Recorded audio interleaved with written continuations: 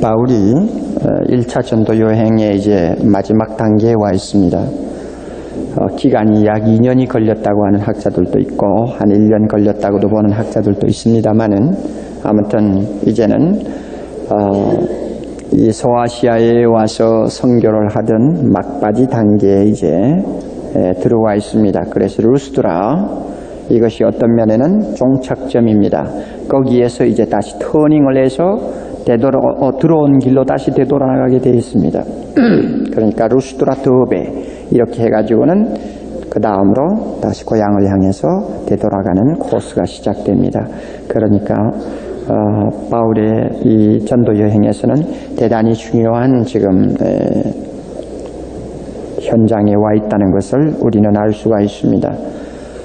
루스드라가 어디 있는지 여러분이 터키 지도를 펴놓고 보시면 이고니온, 그 다음에 안디옥 옆으로 일직선선상에 루스드라라고 하는 데가 있습니다. 별로 멀지 않는 지역에 있는 도시들입니다. 이 루스드라에서 특별히 있었던 일이 두 가지인데, 하나는 안진뱅이를 고친 사건입니다.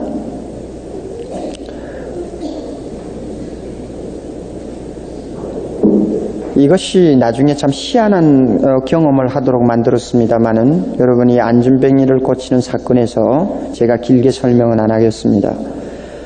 베드로가 성전 미문에 앉은 안진뱅이를 고친 사건하고 바울이 루스드라에서 안진뱅이를 고친 사건하고 우리 비교를 해보면 차이점이 하나 있습니다. 둘 다 나면서 안진뱅이 된 사람이고 둘 다 걸어본 일이 없는 사람이고 둘 다 성인입니다. 그런데 베드로가 예루살렘 미문 앞에서 고친 안진뱅이는 믿음이 전혀 없는 사람이었습니다. 돈만 구하는 아주 전혀 준비가 안 되어 있는 사람. 그 사람을 하나님이 고쳤습니다. 그런데 여기에 있는 안진뱅이는 9절 우리가 보면 바울이 지금 설교하는 것을 밑에서 듣고 있었습니다. 그런데 이 바울이 설교를 어디서 했는지는 모르지만 상당한 사람들이 지금 모여 있었던 것은 사실입니다. 아마 제가 볼 때는 저 도시 중간에 어디 광장이나 시장 바닥이 아니었나 생각됩니다. 왜냐하면 이 사람도 이 안진뱅이도 보나마나 구걸을 하고 있었을 것 뻔할 테니까요. 그런데 바울이 하나님의 말씀을 전하는데 어떻게 바울하고 시선이 잘 부닥칠 수 있는 지점에 이 안진뱅이가 앉아 있었던 것 같습니다. 이렇게 바울이 설교를 하면서 계속 안진뱅이에게 눈이 갔습니다. 이것도 성령의 역사지요. 성령께서 베드로와 요한의 시선을 미문에 있는 안진뱅이에게로 갑자기 집중시켜서 그를 보고 가던 길을 멈추게 한 것도 성령이었고, 오늘 이 시간에 설교를 하면서 안진뱅이를 자꾸 의식하고 생각하게 만든 것도 바울의 마음을 지배하는 성령이었습니다. 이 루스드라에 있는 안진뱅이 가만히 보니 아주 설교를 잘 듣는단 말이에요. 아주 귀담아 잘 듣는단 말이에요. 그것은 분명히 그 마음에 성령이 일하고 계신다는 사실을 서로 직감적으로 알 수 있는 무엇이 있습니다. 그래서 바울이 구원받을 만한 믿음이 그에게 있는 것을 보았다 그랬습니다. 그럼 이것은 바울이 무슨 신통한 어떤 사람을 꿰뚫러 보는 무엇이 있어서 보았다는 것이 아닙니다. 우리가 전도를 할 때나 설교를 할 때나 또는 성경 공부를 할 때나 우리 자주 느끼는 것이 있어요. 하나님께서 특별히 그 시간에 마음을 여는 사람은 금방 알아볼 수 있습니다. 그렇죠? 우리 순장들도 그렇죠? 네, 그룹을 이렇게 지도하다가 보면 오늘 저분의 마음에 하나님이 특별히 일하시는구나 하는 걸 우리 알 수 있죠? 저도 여러분들을 이렇게 보면서 설교를 합니다만 어떤 때는 보지 않습니다만은 가끔 알아요. 하나님께서 여러분들의 마음에 일하시는 것을 많이 느낄 때가 있습니다.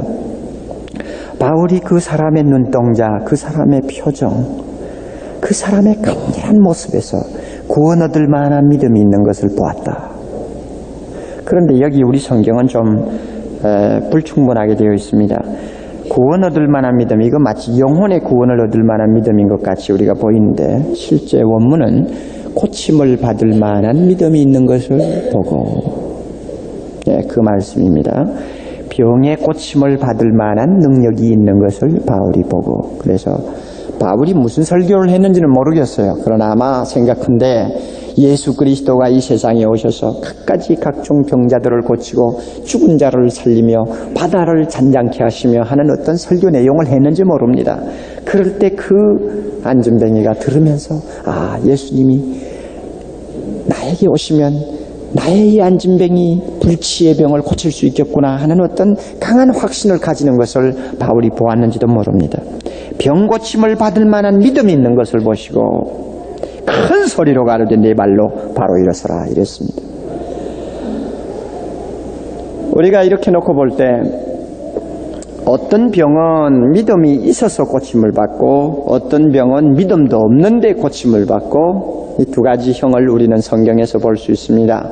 그러면 왜 하나님께서 이렇게 믿음이 없을 경우에도 고치실까? 그 대답은 3절입니다. 여러분들이 바로 위에 올라가서 3절을 보시면 대답은 금방 찾습니다.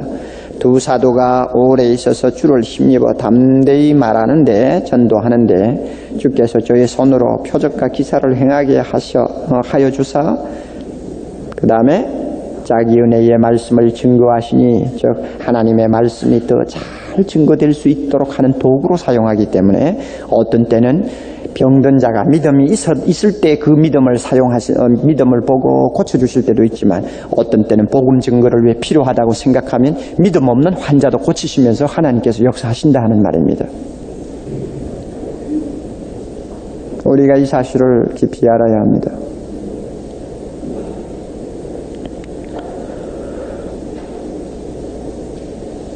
그렇다고 오늘 복음과 별로 관계가 없는 환자에 대한 치유는 대부분이 믿음을 근거로 해야 합니다. 그러나 여기에 있는 이 환자의 경우는 치유만을 목적으로 하는 어떤 기적이 아니고 어디까지나 목적은 무엇입니까? 복음을 증거하는 수단으로 사용된 것입니다. 이런 면에서 우리가 구별을 할 수 있어야 합니다. 자, 이렇게 해서 관진뱅이가 고침을 받으니까 이제 희한한 일이 벌어졌습니다. 온 장안에 있는 사람들이 모여가지고 신이 내려왔다고 해서 바울과 바나바를 제사의 대상으로 모시기 시작했습니다. 처음에는 두 사도가 무슨 일인지를 제대로 잘 몰랐습니다. 왜냐하면 말을 알아듣지 못했어요.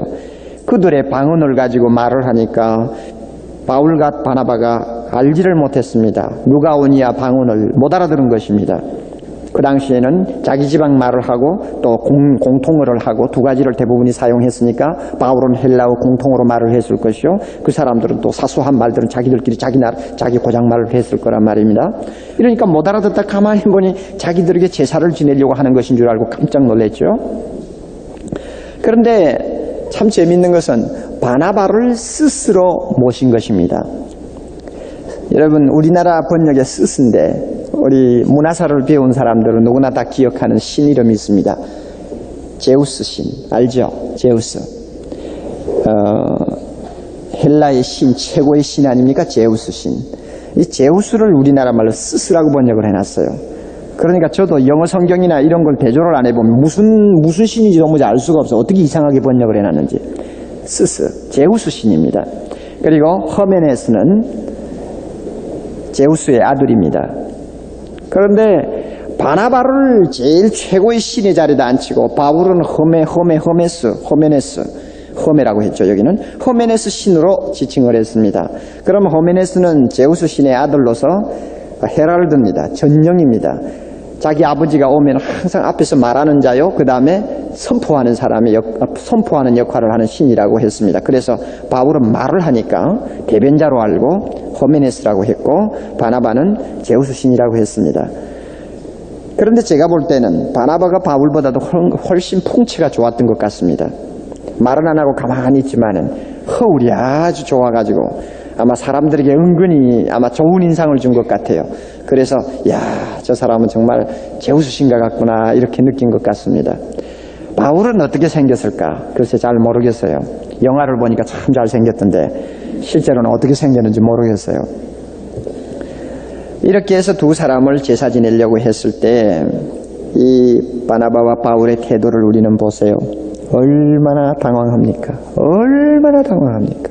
막 옷을 그냥 찢어버리고 막 그냥 군중 속으로 뛰어 들어가잖아요. 얼마나 당황하고 얼마나 적극적으로 말리고. 왜 그럴까요?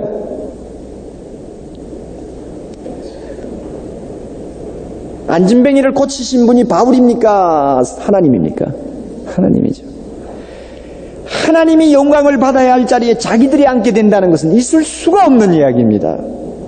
만약에 그것을 알든 모르든 간에 그와 같은 위치에 자기들이 앉게 되었다면 하나님 앞에 큰 죄를 범하는 것이 됩니다. 생명을 걸고라도 그런 일은 용납할 수가 없는 것입니다. 바울과 바나바가 옷을 찢고 뛰어들어서 발악을 하면서 말렸습니다. 여러분, 예수님께서 주기도문을 가르쳐 주실 때 우리 보고 제일 마지막에 항상 대개 나라와 건세와 영광이 누구에게? 아버지께 언제? 영원히 있을지어다. 이것이 하나님의 자녀들이 항상 목표하고 있는 최고의 삶의 형태 아닙니까?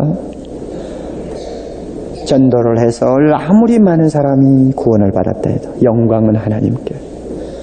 아무리 내가 은사를 받아 수많은 표적 기사가 나의 손을 통해서 나타난다 할지라도 영광은 하나님의 손에.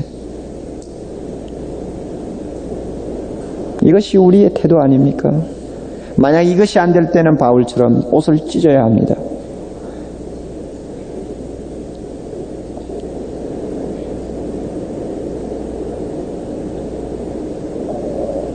만약에 하나님께서 은혜를 주셔서 교회가 크게 부흥하고 또 그 교회를 통해서 하나님의 일이 참 많이 온 사방에 퍼지는 것을 사람들이 보고 있는데 거기에 따라서 그 교회 담임 목사가 너무 호화로운 대접을 받고 하나님처럼 접대를 받는 그런 인상이 생기면 저는 그렇게 좋은 일이 아니라고 봅니다. 모든 영광은 보이지 않는 하나님에게 돌아가야 될 텐데 인간이 무엇인가 큰 영광을 누리는 것처럼 사람들 눈에 부각이 된다면 이것은 문제가 있다고 봅니다. 물론 사람의 위치에 따라서 사람의 일의 능력에 따라서 또 어떤 경우에는 그 사람의 역할에 따라서 사람들이 생각하는 면도 좀 다르고 대우하는 면도 달라질 수 있겠지만은 이것을 우리가 부인할 수는 없어요. 그렇지만은 자타가 공인할 정도로 하나님이 하신 일 때문에 어느 인간이 굉장히 영광을 받는다고 생각한다면 이것은 교회를 위해서도 불행한 일이요 자신을 위해서도 불행한 일이라고 저는 생각합니다.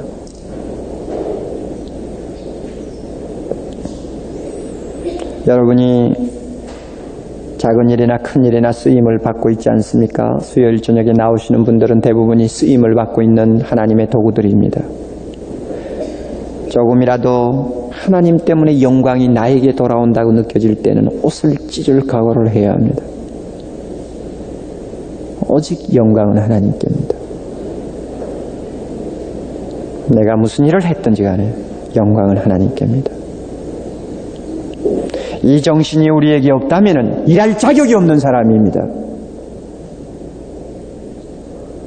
내가 무엇을 좀 했다고 해서 대우를 안 해주나 하고 사람들을 쳐다본다든지 하나님이 은혜 주셔서 한 것뿐이지 내가 뭐 잘나서 했나요? 그런데 마치 자신이 그 대가를 받아야 되는 것처럼 거드름을 피우는 그런 행세를 한다면 일할 자격이 없는 사람이요 일하는 사람만큼도 못한 사람입니다. 저는 오늘 이 본문을 보면서 참 부끄러움을 많이 느낍니다. 이렇게 하나님 앞에 쓰임받는데도 나중에 보세요. 얼마나 기가 막힌 수모를 당합니까? 그 모든 눈물과 그 모든 고통 하나님이 위로해 줘야지 어디 세상에서 내가 위로받을 때가 있나요?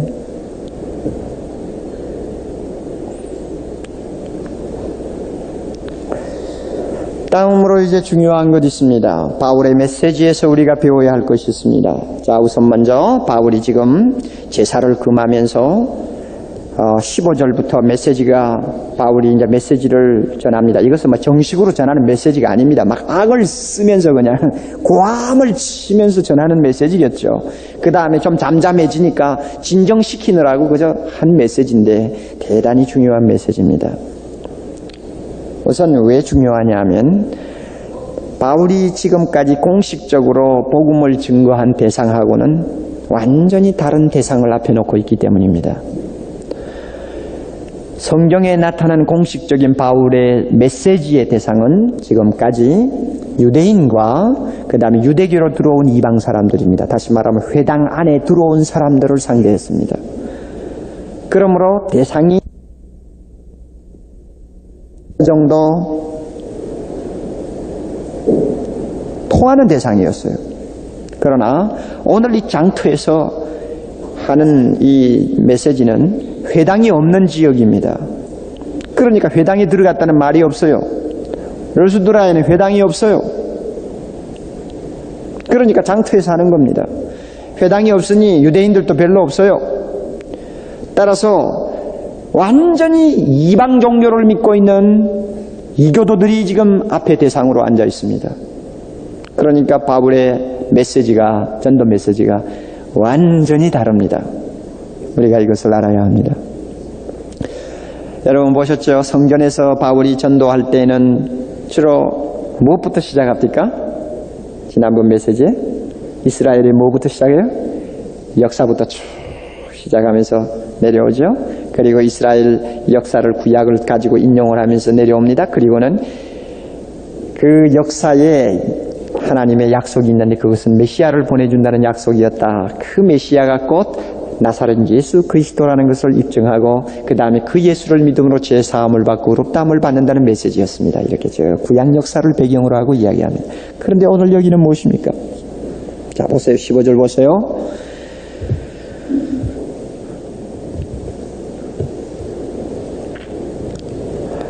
여러분이여 어찌하여 이러한 일을 하느냐. 우리도 너희와 같은 성경을 가진 사람이라 너희에게 복음을 전하는 것은 이제 이유가 있다. 이 헛된 일, 이 못된 우상숭배 버리고 그 다음에 보세요. 천지와 바다와 그 가운데 만유를 지으시고 살아계신 하나님에게로 돌아오라 함이라. 그 다음에 17절에 그러나 자기를 증거하지 아니하신 것이 아니니 곧 너희에게 하늘로서 비를 내리시고 결실기를 주시는 선한 일을 하사 음식과 기쁨으로 너희 마음에 만족해 하셨느니라. 이 하나님에게로 돌아오라 하는 메시지였습니다. 그러니 메시지 내용이 어떻게 달라지는지 여러분이 금방 볼 수 있죠. 구약에 대해서도 전혀 모르는 사람입니다. 구약의 하나님에 대해서 들어본 일이 별로 없는 사람들입니다. 완전히 우상숭배에 빠져있는 대상입니다. 그러니까 바울은 그 대상에 맞게 메시지를 전달합니다. 무엇입니까?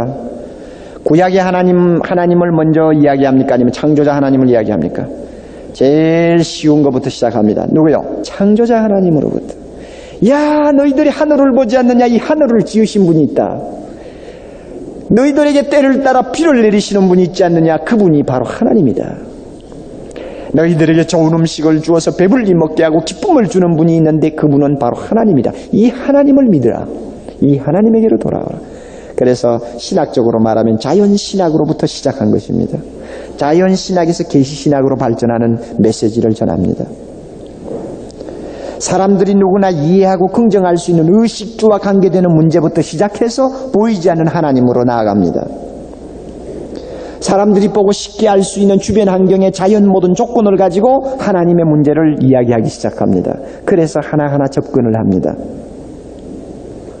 이와 같은 스타일의 설교는 17장에 가면 또 한 번 나옵니다. 아데네에서 전혀 예수 모르는 하나님 모르는 이방 종교의 그 그리스 사람들을 앞에 놓고 꼭 같은 스타일의 설교를 합니다.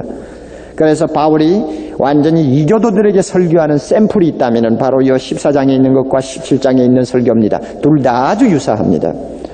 전부 다 창조자 하나님으로부터 메시지가 시작됩니다. 그래서 창조자 하나님이 누군가를 이야기합니다.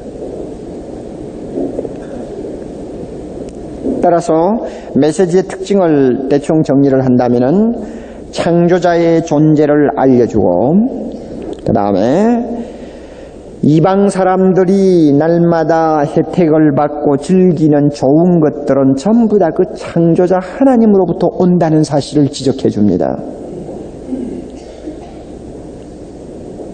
세 번째로는, 그러나 사람들이 하나님을 바로 찾지 못하기 때문에 헛된 신을 가지고 지금 숭배하고 있다는 사실을 지적해 줍니다. 네 번째로는 이제 그 헛된 것을 버리고 살아계신 하나님께로 지금 돌아와야 한다고 말합니다. 지금은 돌아와야 때라는 것을 각성시켜 줍니다. 이런 몇 가지 요소를 가지고 메시지를 전합니다. 그러나 제가 볼 때는 이 메시지는 중도에 끊어진 메시지입니다. 만약에 바울이 더 시간이 있어서 계속 설교를 할 수 있었다면 무엇이 나올까요? 창조자 하나님에 대해서 이야기하고 그 하나님이 여러분들에게 좋은 것을 다 주셨다. 그러므로 그 하나님이 바로 여러분에게 계신다. 이제는 헛된 우상 다 내버리고 그 살아계신 하나님에게로 돌아오라. 그 다음에 무엇이 나올까요? 그 다음에 시간이 주어졌다면 무슨 메시지가 나올까요? 이 창조자 하나님께서 여러분을 위하여 자기 아들 예수 그리스도를 보내주셨습니다 하고 이제 그리스도로 메시지가 옮겨지겠죠. 그렇게 해서 하나하나 끌어가겠죠.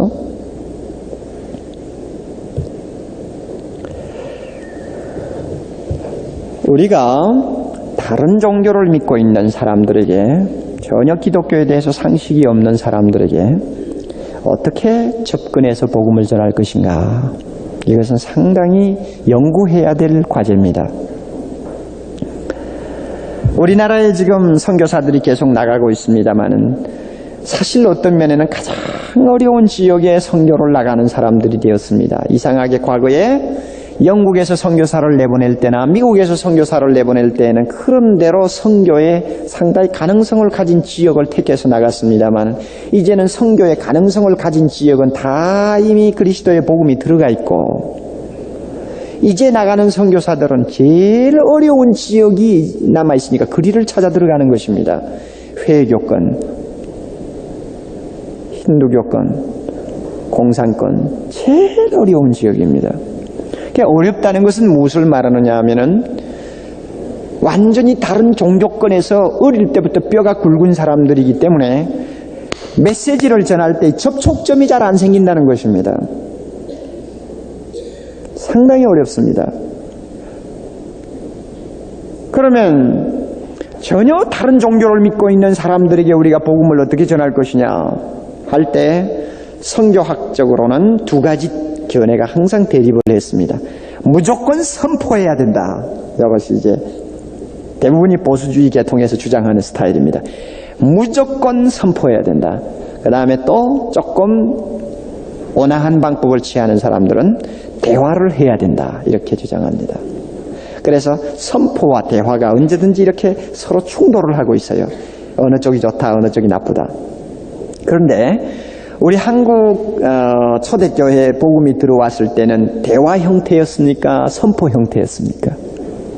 어느 쪽이었던 것 같아요? 불교나 유교에 푹푹 젖어 있던 우리 조상들에게 선교사들이 들어와서 그 다음에 처음에 예수 믿은 소수의 우리 민족, 우리 선배들이 전할 때 어떤 스타일이었어? 대화? 선포. 선포. 듣든지 말든지 그냥 예수 믿으라 이거 아닙니까? 이제 무조건. 그리고 막 성경을 갖다 주가 읽으라 그러고, 어떤 면에는 우리나라 사람들이 참 그 순진한 면이 있었어요. 최근동 목사님 같은 분이야 뭐 예수 천다 이러면 끝나는 거 아니에요? 선포요. 듣고 그저 가슴이 찔리면 돌아오라 그 말이에요. 안 돌아오면 지옥이니까 답답하면 돌아오라 그 말입니다. 이게 선포입니다. 그러니까 전혀 상대방을 이해하려고 들지 않습니다. 타협이 없어요. 나는 너희들하고 상대할 필요가 없다. 오직 구원자는 예수 그리스도시요 하나님만이 우리에게 참 주가 되시니 너희들이 무조건 와서 그에게 회개하고 돌아오라 이것이지, 뭐 너희들 종교가 어떻느냐 하고 뭐 묻는다든지 너희들이 믿는 뭐 구원자는 어떤 사람이냐 하고 연구해 보려고 하는 그런 태도가 전혀 없어요. 무조건 선포입니다. 지금도 우리 한국은 아직 이런 스타일의 전도를 하고 있다고 제가 봅니다. 그리고 한국에는 상당히 이런 스타일이 먹어지고 있습니다. 그런데 제가 볼 때 좀 지성인들을 상대로 하는 전도는 대화를 우리가 보완해야 된다고 생각합니다. 대화가 있어야 된다고 봅니다. 여러분 가족 중에 남편이 전혀 다른 종교를 믿고 있다고 해봅시다. 아마 선포만 가지고 안 될 거예요. 이슬람교나 힌두교가 강한 나라에서는 과거 선교사들이 선포만을 해가지고 실패를 많이 했습니다. 그래서 인도의 유명한 선교의 영웅이라고 할 수 있는 스탠리 존스 같은 선교사는 소위 그가 쓴 유명한 책 원탁에서의 그리스도라고 하는 책을 썼는데 그분의 선교 스타일은 대화입니다. 그래서 원탁에서의 그리스도, 자기 가정에 둥근 탁자를 준비해 놓고 항상 힌두교에 있는 유명한 사람들을 초청을 하는 것입니다. 해가지고는 원탁에 둘러앉아서 그 다음에 자유스러운 분위기 속에서 서로가 이제 신앙 문제를 토론하는 것입니다. 그의 글이 이런 글이 있어요. 누구든지 완전히 이 자리에는 자유입니다. 우리는 한 가족처럼 둘러앉아 있습니다. 자, 각자가 편안한 마음을 가지십시오. 그리고 각자가 말씀하는 것을 우리는 경외하는 마음으로 듣기를 원합니다. 다 자유스럽게 이야기하십시오. 이렇게 원탁의 대화가 시작됩니다. 이 스탠리 존스 목사는 이런 식으로 선교를 했습니다. 그리고 그는 말하기를 우리는 상대방의 견해를 동정적으로 이해하려는 노력이 필요하다고 했습니다. 불교를 믿는 사람을 만났을 때 우리는 불교를 대하는 것이 아니고 불교를 믿는 그 한 영혼을 대하는 것입니다. 우리는 이것을 분명히 해야 합니다. 타 종교를 믿고 있는 사람이라도 우린 그 영혼을 상대하는 것이고 그 영혼을 상대하기 때문에 그 사람의 종교 문제를 우리는 다루는 것이지 우리가 직접 어떤 종교와 맞대는 것은 아닙니다. 그렇지 않아요? 그렇기 때문에 동정과 이해를 가지고 그런 사람과 마주 앉는 것이 필요합니다. 그 영혼을 불쌍히 여기는 마음에서 만약에 내가 이 사람의 입장에 있었다면 나도 모르고 이런 종교를 믿고 있었을 것이다 하는 이런 자세를 가지고 무엇인가 그 사람 편에서 내가 우선 이해할 것이 있으면 이해하겠다고 하는 태도를 가지고 대화를 하는 것이 중요하다. 이것은 스탠리 존스의 견해입니다. 저도 여기에는 동의를 하고 있습니다. 그런데 이와 같은 원탁의 대화를 통해서 스탠리 존스가 굉장히 참 감동적인 말을 했어요. 이 회담에 참가한 자 중에 나중에는 시간이 얼마 지나고 나면 예수 그리스도께서 거기에 있는 모든 상황의 주인이 되심을 누구나 다 느끼지 아니할 수 없게 되었다. 그렇게 된 것은 무슨 누가 큰 소리를 쳐서 주장을 해서가 아니고 또 영리한 옹호자들의 변론을 통해서 어느 한쪽이 정복을 당해서가 아니고 단지 예수님 자신이 스스로 갖고 계시는 권위와 인격과 그의 놀라운 사역이 그 시간에 거기에 앉아있는 모든 사람들의 마음을 압도하기 때문이다 이랬습니다. 그래서 한 번은 그와 같은 원탁의 대화를 하고 그의 마무리가 졌는데 힌두교를 믿는 변호사 한 분이 일어나더니 테이블에 있는 화병에 꽂힌 꽃 하나를 뽑아가지고는 예수를 믿는 형제 발에다가 갖다 놓고 그 발을 만지면서 이렇게 말을 했다고 합니다. 내가 보니 당신은 하나님을 발견했군요. 당신이야말로 나의 선생입니다. 이렇게 고백했다고 했습니다. 그래서 이 스탠리 존스는 아주 유명한 선교사로 부각이 됐는데요. 오늘 제가 볼 때 가정에서나 또 직장 동료들 간에 이 종교가 전혀 다른 친구들과 혹은 가족들과 만났을 때 우리가 어떻게 그들을 전도할 것이냐 하는 데 있어서 좀 이 바울에게서 좀 배워야 될 점이 있어요. 바울은 여기서 대화를 한 것은 아닙니다만 일단 접근하는 방법이 좀 달랐다는 거 우리가 기억해야 합니다. 그 사람들이 이해할 수 있는 용어부터 사용을 해서 그 사람들의 입장에서 대화를 할 수 있는 수준에서부터 메시지를 끌어가기 시작했다는 것입니다. 그러면 만약에 아주 불교에 푹 젖어 있는 남편과 대화를 할 때 여러분이 어떻게 하겠어요? 한번 털어놓고 그 사람이 믿는 것이 무엇인지 우리가 깊이 들어볼 필요가 있습니다. 그 사람이 무엇을 믿고 있는 것인지, 무엇을 바라고 있는 것인지, 왜 그 불교를 믿으려고 그렇게 애를 쓰는 것인지 계속 이해를 하고 싶어하는 마음으로 우리가 들을 필요가 있습니다. 들으면서 가만히 보면 결국은 아무것도 아니라는 걸 발견하게 됩니다. 왜냐하면 사실 아무것도 아니에요. 그러면 그 다음에 나에게 있는 예수 그리스도가 그가 믿는 불타와 무엇이 다른가를 우리는 비교하면서 이야기를 전개해 나갈 수가 있습니다. 이 대화입니다, 이것이. 무조건 그냥 쳐다만 보면 그냥 막 증오감이 생겨가지고 저 마귀 새끼, 저 마귀 새끼. 응? 그래도 부인이 믿으면 좀 따라올 일이지. 뭘 한다고 저렇게 날마다. 저 자신도 그래요. 전도를 할 때 믿지 않는, 특별히 다른 종교에 아주 젖어 있는 사람 보면 그냥 마음에서부터 증오심이 먼저 일어나 버려요. 그냥 막 거부 반응이 먼저 일어나 버려요. 그래서 부드럽게 그분의 입장에서 내가 이해를 하고 그 영혼을 불쌍히 여기고 동정하려고 하는 자세가 아니라 그냥 너는 내가 믿고 있는 예수를 안 믿으니까 너는 내하고 상대할 수가 없어 하고 그냥 무조건 꽉 눌러버리려고 하는 이런 자세를 자꾸 내가 취합니다. 이것이 실패하는 요인이에요.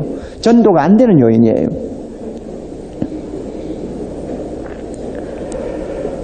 엊그제 불타가 왔는지 석타가 왔는지 하여튼 왔다 가신 날이라고 그러는데 우리가 텔레비를 통해서도 보고 많이 봤습니다만 참 그런 그 텔레비 프로를 그날 공휴일이 돼서 제가 저녁에 좀 참 몇 달 만에 텔레비 프로를 한번 봤는데 찹찹하더군요. 정말 찹찹하더군요. 그런데 특별히 이렇게 해가지고 그 염주를 들고 막 이렇게 진지하게 있는 그 부인들 얼굴이 그 화면에 나올 때 자세히 보았어요. 얼마나 진지하고 얼마나 진실한지 동정이 가요.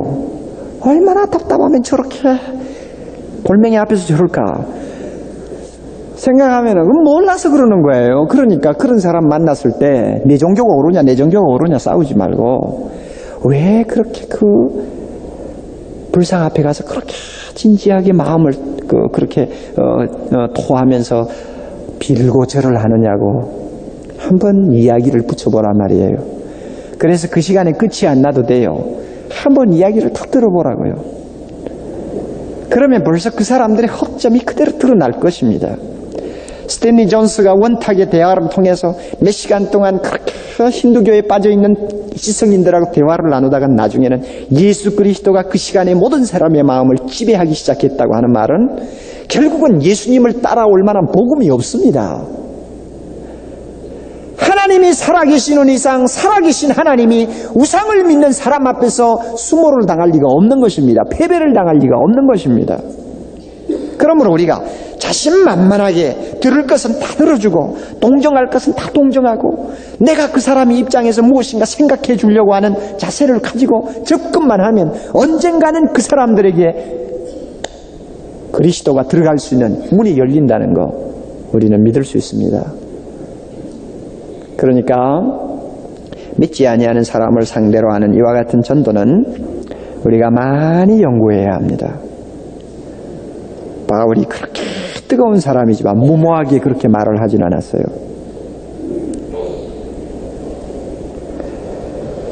자, 이와 같이 바울이 전도를 너무 당황한 상황 속에서 하고 나서 그 다음에 이상하게 루스드라에는 전도의 열매가 보이지를 않네요. 나중에 좀 있은 것 같지만은 뚜렷하게 무엇이라고 이야기를 안 하고 있네요. 그런데 어떻습니까? 이웃 동네 안디옥과 이고니온에서 온 유대인들이 사람들을 선동해서 돌로 바울을 쳐서 보세요. 금방 신으로 대접을 받던 사람이 금방 돌멩이를 맞아서 그만 길바닥에 쓰러져 죽었어요. 참 이해가 됩니까 이거? 그래서 이 사람들이 죽은 줄 알고 그냥 끌어다가 성 밖으로 가지고 갔는데, 그렇게 한 이유는 바울이 행여나 로마 시민권을 가진 사람이면 이거 불법 타살을 한 것이기 때문에 법적으로 어떤 어떤 불리한 조건이 되지 아니할까 해서 일단은 현장을 감추어 버린 것입니다. 그래서 성 밖으로 끌고 갔어요.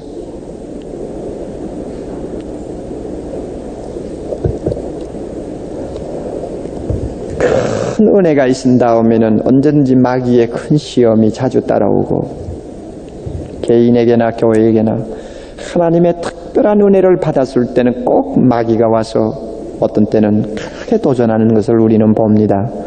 바울이 이처럼 큰 이적을 행하고 그야말로 우상 숭배하는 사람들 앞에 신으로 부각될 정도로 큰 존재가 되었습니다만, 그 시간에 그렇게 마귀가 와서 사정없이 강탈을 하는 것을 우리는 보면서 마귀가 얼마나 잔혹하냐, 얼마나 무서우냐 우리가 느낍니다. 바울이 고린도후서 11장 25절에 나는 돌에 한 번 맞고 했죠. 돌에 한 번 맞았다고 그랬죠. 여기죠. 이 사건입니다. 그리고 돌을 어떻게 때렸겠어요? 우리가 생각할 때 돌을 어떻게 쳤을까요? 그냥 한 대 가지고 쳤을까요?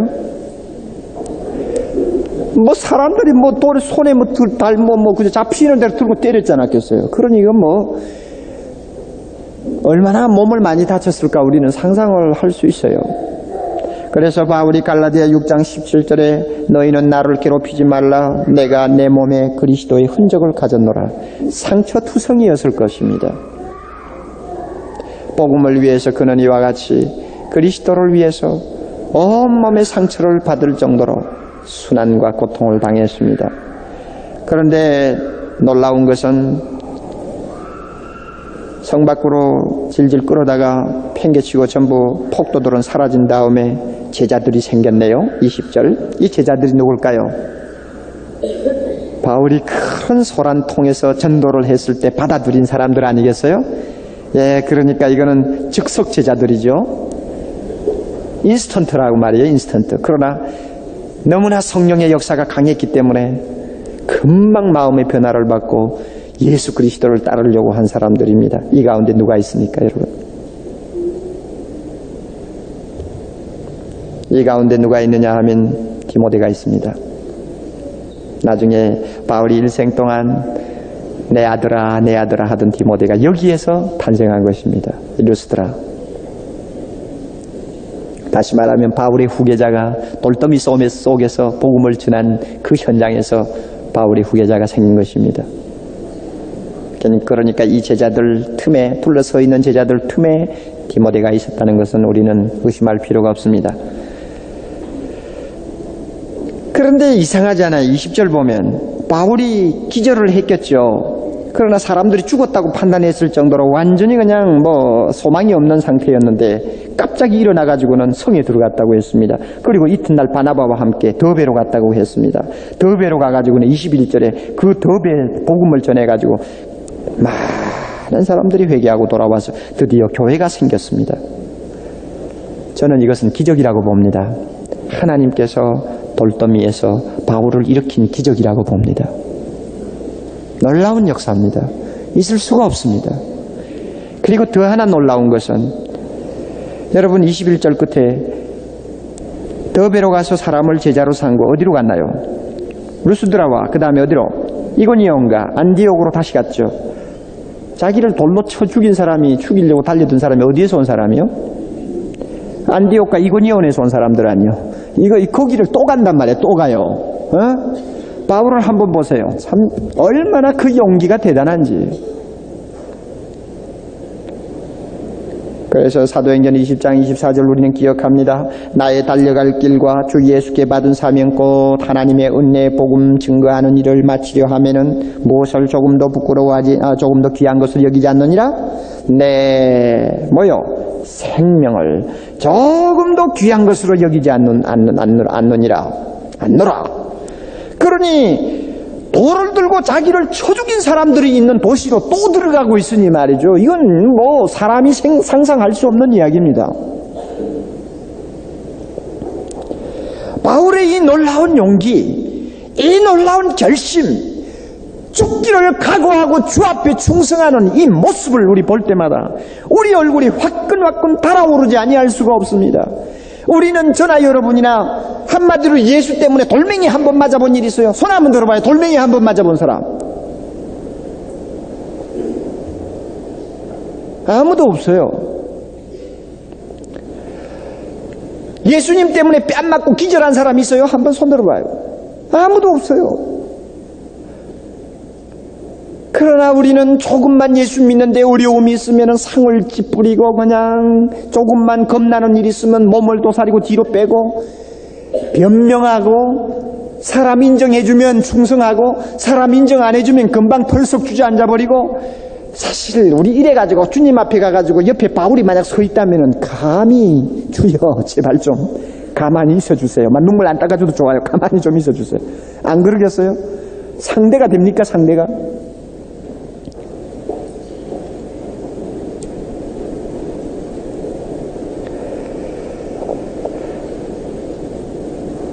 바울과 같이 될 수는 없지만은 바울처럼 좀 충성해 보겠다고 하는 결의와 용기는 있어야 될 줄 압니다. 생명 내놓고 주님 위해서 살겠다고 하는 마음이 불타는 그와 같은 자세는 좀 있어야 될 것 같아요. 사람이 칭찬하든 하지 않든 돌멩이를 치든 안 치든 내 몸에 상처가 있든 없든 내가 가면 위험을 당할지 안 당할지 모르지만은 내 마음속에 성령이 일하라고 하실 때에는 어떤 희생을 무릅쓰고라도 주님 앞에 충성하겠다고 하는 뜨거움이 우리에게 있어야 합니다. 얼마나 우리는 이기주의적인 신앙생활합니까? 충성은 무슨 충성이요? 그만한 여건이 되니까 충성하는 것이요, 옥 목사부터 그만한 대우를 받으니까 충성하는 것이요, 사람들이 알아주니까 충성하는 것이지 바울처럼 돌멩이를 맞아가면서 하라면 하겠어요?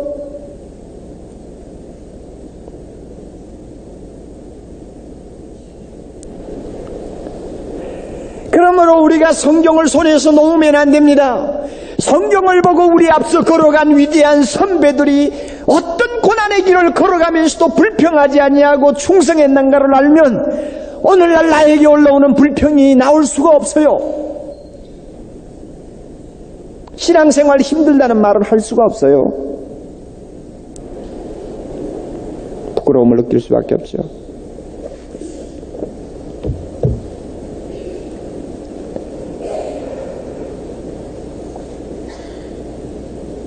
22절 다같이 우리 읽습니다. 제자들의 마음을 굳게 하여 이 믿음에 거하라 권하고 또 그 다음에 다같이 우리가 하나님 나라에 들어가려면 많은 환난을 겪어야 할 것이라. 여러분 여기서 보세요. 지금 더베나 루스드라나 안디옥에 있는 신자들은 이제 각 예수 믿은 사람들이에요. 믿은 지가 한 달 됐는지 일주일이 됐는지 잘 몰라요. 아무것도 모르는 사람들이요. 그런데도 바울은 솔직하게 말합니다. 너희들이 예수 믿고 하나님 나라 들어가려면 환난을 각오해야 된다고. 예수 믿으면 복 받는다. 예수 믿으면 가정 문제 싹 해결된다. 야, 예수 믿으면 건강 좋아진다. 야, 믿어가 손해볼 거 있니? 이런 식으로 발라 맞추는 그런 아양을 떨지 않았어요. 얼마나 바울은 솔직합니까? 야, 너 이제 예수 믿었지만 알아야 할 것은 하나님 나라 들어가려면 얼마나 많은 환난을 겪어야 할지 모른다. 각오하고 믿어야 한다. 처음부터 복음은 솔직해야 합니다. 솔직해야 돼요. 예수 믿는 길은 좁은 길이지 넓은 길이 아닙니다. 오늘날 예수님은 좁은 길이라고 가르치는데 많은 교회가 넓은 길로 가르치고 있습니다. 많은 신자들이 예수 믿는 것을 넓은 길로 착각하고 있습니다. 바울은 거짓말하지 않았어요. 갓 태어난 어린 신자, 아무것도 모르는 신자요. 잘못하면 주저앉을지도 모르고 안 믿겠다고 돌아설지도 모르는 사람들이지만 분명히 말했습니다. 예수 믿는 길은, 하나님 나라 가는 길은 많은 환난과 고난을 각오하지 아니하면 갈 수가 없는 길이니라. 처음부터 무장을 단단하게 시켰습니다. 그리고 그 가운데서 어떤 대가를 치르더라도 이 복음, 이 믿음 이제는 놓치지 않겠다고 하는 투철한 사람들을 몇 사람 뽑아서 루스드라, 더베, 안디옥, 이고니야 거기에 있는 교회의 장로들을 세웠습니다. 무엇을 알겠어 그 사람들이? 믿은 지 얼마 된다고? 그러나 장로들을 세워서 그들이 주기적으로 하나로 뭉쳐서 서로 의지하고 서로 교제하면서 그 믿음 붙들고 살아가도록 만들었습니다. 그들은 그 성에서 극히 적은 소수였습니다. 나중에 그들 자신이 돌멩이를 맞을지 모릅니다. 어떤 고난을 당할지도 모릅니다. 그러나 그들은 장로로서의 그들의 사명을 다하려고 각오를 하고 있었고, 바울이 다시 제2차 전도 여행 때 돌아왔을 때는 그들이 얼마나 신앙이 잘 자라고 있었던 것을 볼 수가 있습니다. 사랑하시는 성도 여러분, 우리 선배들을 보십시다.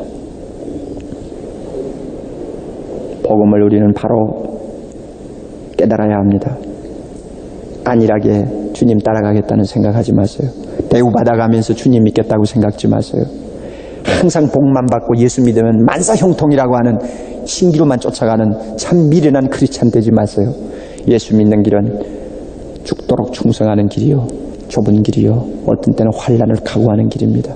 그래도 우리가 하지 아니할 수 없는 것은 장차 저 나라에서 받을 그 영광이 너무나 크기 때문에 현재 고난은 장차 우리에게 하나님이 주실 영광과 비교할 수 없는 특별한 것입니다. 무엇으로도 놓칠 수가 없는 것입니다. 그러므로 우리는 충성합니다. 그러므로 우리는 최선을 다합니다. 여러분에게 이와 같은 바울의 발자취가 있기를 바랍니다. 기도하십시다.